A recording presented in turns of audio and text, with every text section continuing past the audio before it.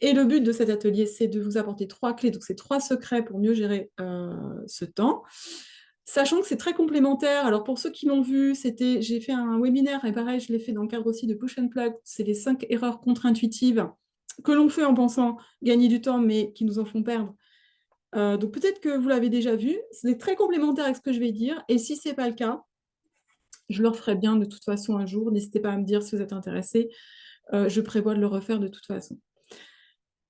Voilà. Est-ce que jusque-là, ça va? Ouais, d'accord. Alors, on y va pour le premier secret. Donc, vous allez voir, hein, je ne vais pas parler de méthode, je ne vais pas parler d'outils, je ne vais pas parler d'application. Non, je vais parler d'autre chose. Eh ben, le deuxième, on parlait de nourriture avec Vanessa. Ça tombe bien, ça fait une super transition parce que la deuxième, c'est de faire comme pour la nourriture. Enfin, en général, hein, c'est pas le cas de tout le monde, mais enfin, je pense quand même qu'à travers la nourriture, ce qu'on aime bien, c'est quand même se faire plaisir.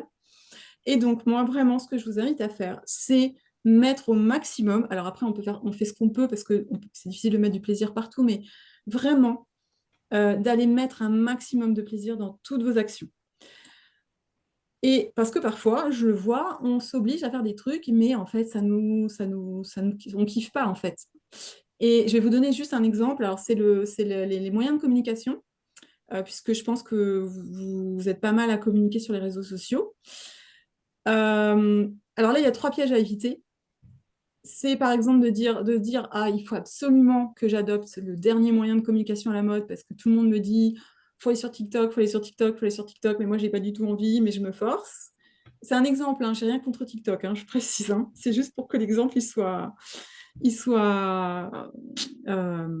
plus clair. Ça peut être ben voilà, adopter le moyen qui fonctionne pour quelqu'un d'autre, mais nous, c'est pas notre truc. Ou alors, c'est quand on se compare aux autres et on voit les autres faire certaines choses, on se dit, ah, mais il faut absolument que je fasse pareil, mais en fait, ça ne nous procure pas de plaisir, c'est difficile pour nous.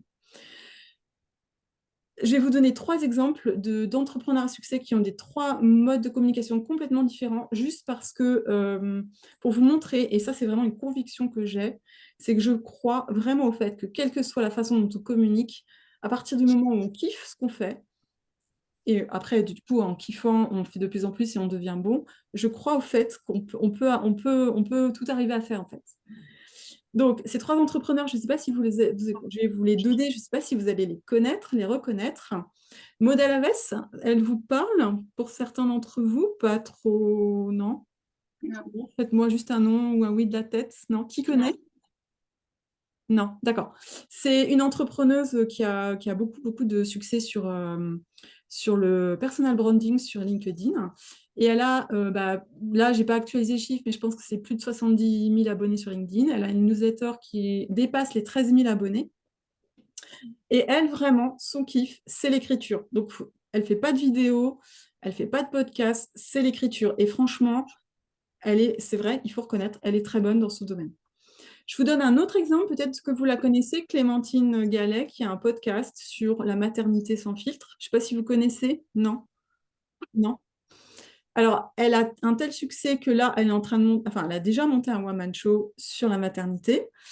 Et elle, c'est le podcast. Voilà, ça, c'est son kiff. C'était vraiment de faire des interviews en podcast. Et elle a super bien réussi. Elle a plus de 650 000 écoutes mensuelles. Donc, c'est vraiment un beau succès. Donc, elle, c'est le podcast. Vous voyez, donc c'est quelque chose de complètement différent. Et puis là, je pense que vous connaissez un peu plus, je pense, Hum. David Laroche, qui lui, son mode de communication qui est quand même assez privilégié, c'est la vidéo. Donc, grosse chaîne YouTube, plus de 800 000 abonnés. Pour sa chaîne directe, il a aussi la chaîne Business Impact où il a plus de 120 000 personnes qui le suivent. Donc, lui, c'est vraiment son kiff. Enfin, en tout cas, c'est son moyen à lui de communiquer. C'est pas forcément l'écrit.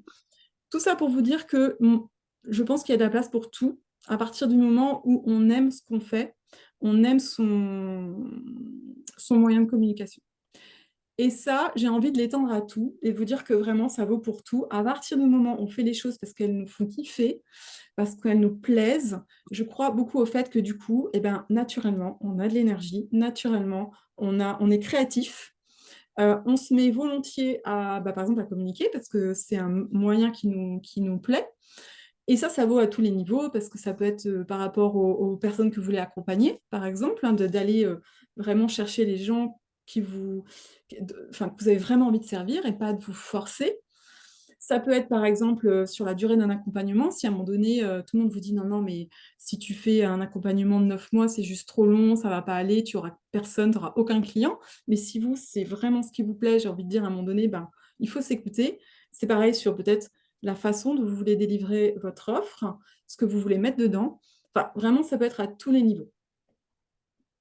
Et juste une petite anecdote qui m'a fait penser quand j'ai préparé ce webinaire à une cliente qui procrastinait beaucoup. Elle est venue vers moi parce qu'elle procrastinait beaucoup. Et en fait, elle faisait tout en force.